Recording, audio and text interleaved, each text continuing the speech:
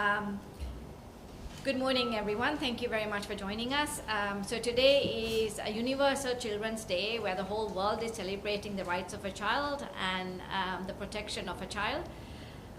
This year's theme is Every Child, Every Right, and we felt that it's very important that we dedicate this day not just to talk about the problems that we have in our country, which we actually know that child protection is a national crisis in Sri Lanka, pretty much like every other crisis, but it's actually very grave, graver than what we expect it to be, because we have a 25% population who's under the age of 18 who are children, which is about 5.1 million children in our country.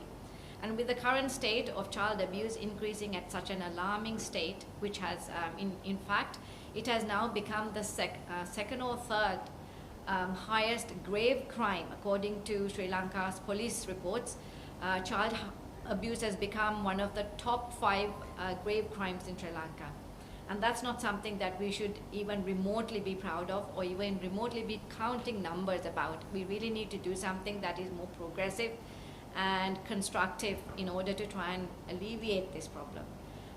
To talk about how Sri Lanka's child abuse and the state of child abuse is affecting the nation at a time when we are in crisis, at a time that we are on our knees economically as well as socially with all of the other problems, it has now become an unbearable strain for the country to manage this situation, and to talk about how it affects the health of a nation, the strain on the health of the health services.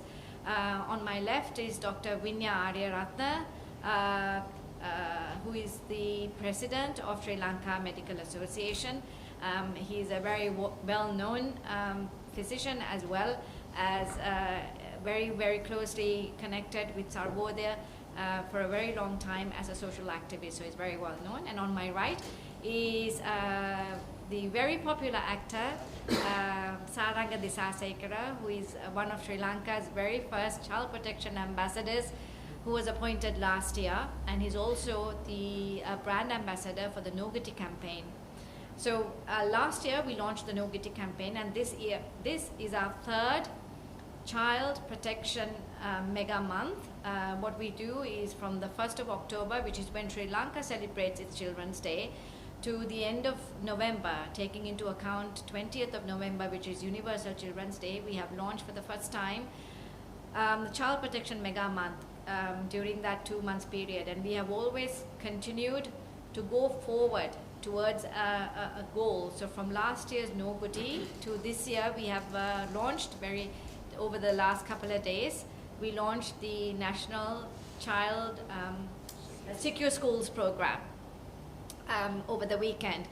And that's basically targeting the schools on helping teachers, empowering teachers via education and training, as well as getting a connection with parents and children in order to teach them and make them aware of the current state of how unsafe our children are, and how the society needs to be taking full responsibility to protect them, giving them the right tools on understanding the psychological development and the social networking that is required to look after our children, and on different aspects as well. But the 2 key main points that we want to do, and for that we have selected one of the schools in Hikkadua, Sri Sumangala Vidyalaya, with over 1,200 students, to be the beacon school for the Southern District. And with that, we've also 39 other schools have joined the program, and we did the training yesterday for about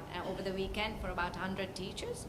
And the 2 key points here is that we want to establish, or we have actually established, a child protection policy for the school, which is actually a state responsibility. These are the things that a state party should be doing, a government should be doing, and also a very transparent complaints mechanism, which is missing in any institution in Sri Lanka, not just schools, even in banks or any other, even in our parliament, that is missing. So these are the 2 things that we have established in order to make it a safe environment for children, because wherever there's a child, safeguarding is a very high priority in the best interest of the child, as per the universal principle of child protection.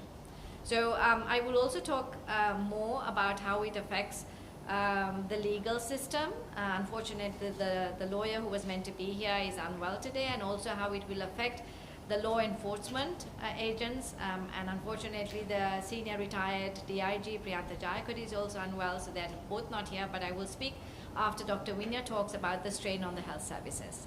Thank you.